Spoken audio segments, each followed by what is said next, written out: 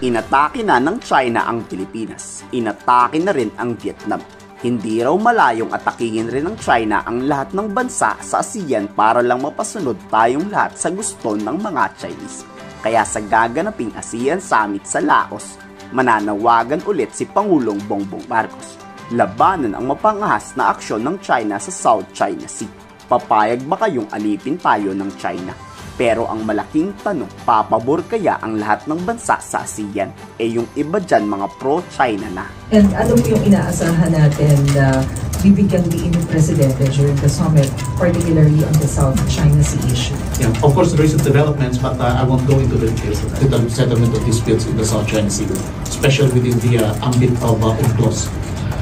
But the thing about it is that I think we should not only look at ASEAN, but also the external partners. It's also a platform for the external partners to express their support to us on the issue. And most of our major external partners did.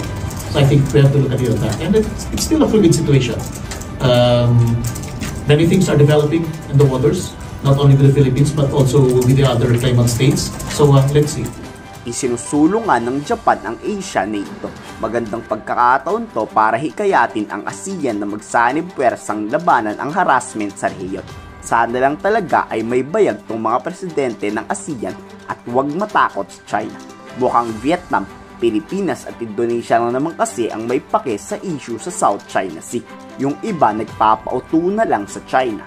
The President will continue to defend the Philippine sovereignty and sovereign rights and jurisdiction in accordance with international law, including the 1982 UNCLOS and the 2016 Arbitral Award. Pangalawang pagdalo na to ni Pangulong Bongbong Marcos sa ASEAN Summit. Ngayon inaasahang dadalo rin ang lahat ng presidente ng mga bansa.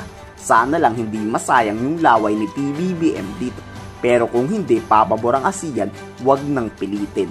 President Ferdinand Marcos Jr. will participate in the back-to-back 44th and 45th ASEAN and related summits in Vientiane, Laos People's Democratic Republic on October 8 to 11, 2024.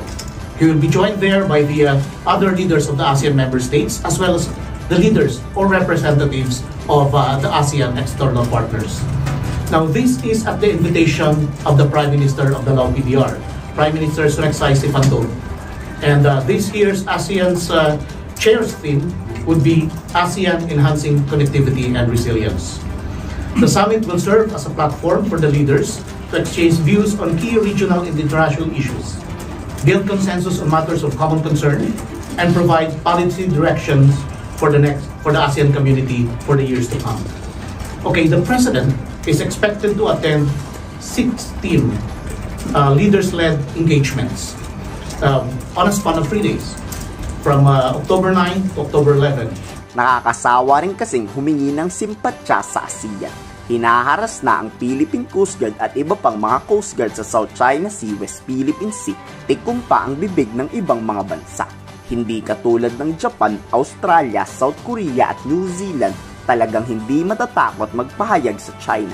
Kayo sa tingin nyo, kakampi kaya ang ASEAN kay PBBM? Ikomento sa baba ang iyong salubin.